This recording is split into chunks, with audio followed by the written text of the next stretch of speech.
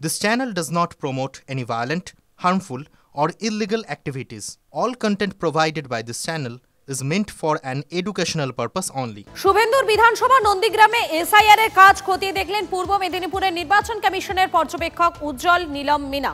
গতকাল সন্ধ্যাবেলা নন্দীগ্রাম 1 এবং 2 নম্বর ব্লকের বিএলওর সঙ্গে দীর্ঘদিন বৈঠক করেন তিনি।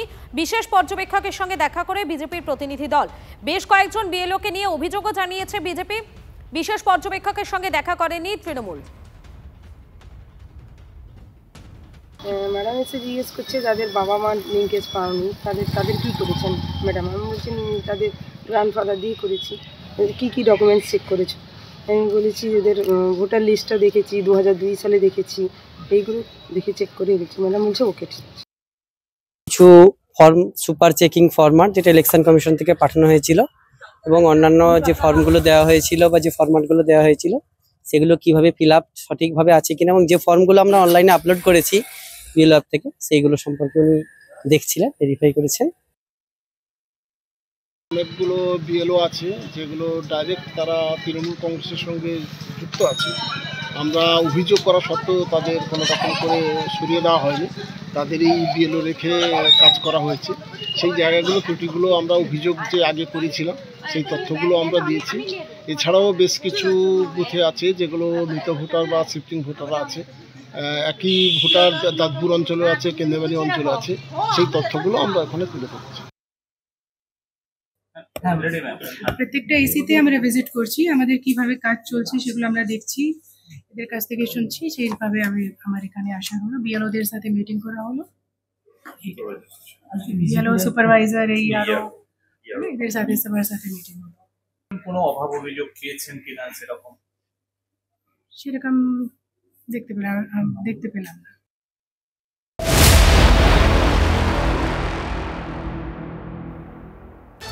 বাংলায় এসআইআর এর কাজের হাল হকিকত দেখতে আরো শক্ত হাতে হাল ধরছে কমিশন। রাজ্যে আসছেন আরো 5 বিশেষ পর্যবেক্ষক।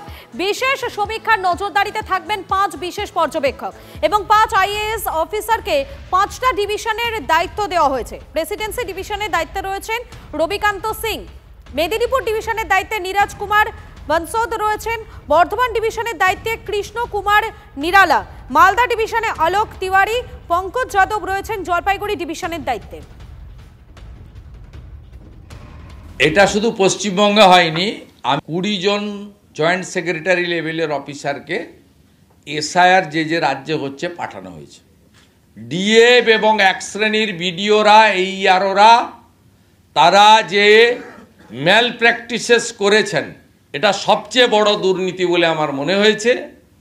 ইলেকশন কমিশনও প্রথমটা লাটাইতে একটু সুতো ছেড়ে দিয়েছিল, এখন গুটাচ্ছে আস্তে আস্তে। যত দিন যাবে যন্ত্রণা বাড়বে, সব বদরক্ত আস্তে আস্তে বেরোতে শুরু করবে। ওয়েট অ্যান্ড সি আগামী 4 সপ্তাহ হরি বল।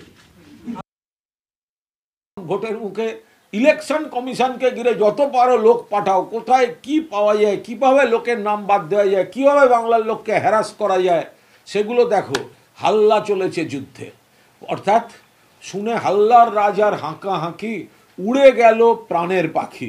ওই হাল্লার রাজা যে গুপি গাইন বাঘা বাইনে ছিল সেই ধরনের আচরণ করছে এই জাতীয় নির্বাচন কমিশন। এদের সব মুখে বড় বড় কথা, গ্রাউন্ডে গিয়ে দেখা যাবে দিনের শেষে যে ভোটার তালিকাই ওরা তৈরি করে দেবে সেই ভোটার তালিকা দিয়েই বিজেপিকে আমরা বান্ডিল করে হারাবো। আদিবাসীদের ভুল বুঝে এসআইআর ফর্ম পূরণ না করার প্ররোচনা দেওয়ার অভিযোগ। ওড়িশা এবং বাঁকুড়ার বাড়িকুল থেকে গ্রেফতার চক্রের 2 পাণ্ডা। 3000 টাকা করে নিয়ে মাঝি সরকারের সদস্যপদ দেওয়া হচ্ছিল বলে অভিযোগ। বলা হচ্ছিল মাঝি সরকারের সদস্যপদ নিলে গোটা দেশে বিনা ভাড়ায় যাতায়াত সহ বিভিন্ন সুবিধা মিলবে। বাঁকুড়ার রানীবাঁধ এবং পুরুলিয়ার বান্দোয়ানের একাধিক গ্রামের আদিবাসীরা এসআইআর এর ফর্ম পূরণ করতে চাইছিলেন না। তাদের দাবি তাদের নিজস্ব অন্তর্রাষ্ট্রীয় মাঝি সরকার রয়েছে, তারা এসআইআর এর অংশ নেবেন না। বিক্ষোভ দেখানো হয় সরকারি আধিকারিকদের। এরপরই এই আন্তর্রাষ্ট্রীয় মাঝি সরকারের বিষয়ে খোঁজ খবর শুরু করে বাঁকুড়ার জেলা পুলিশ এবং প্রশাসন। আদিবাসীদের সচেতনতায় ময়দানে নামলো একাধিক আদিবাসী সংগঠন।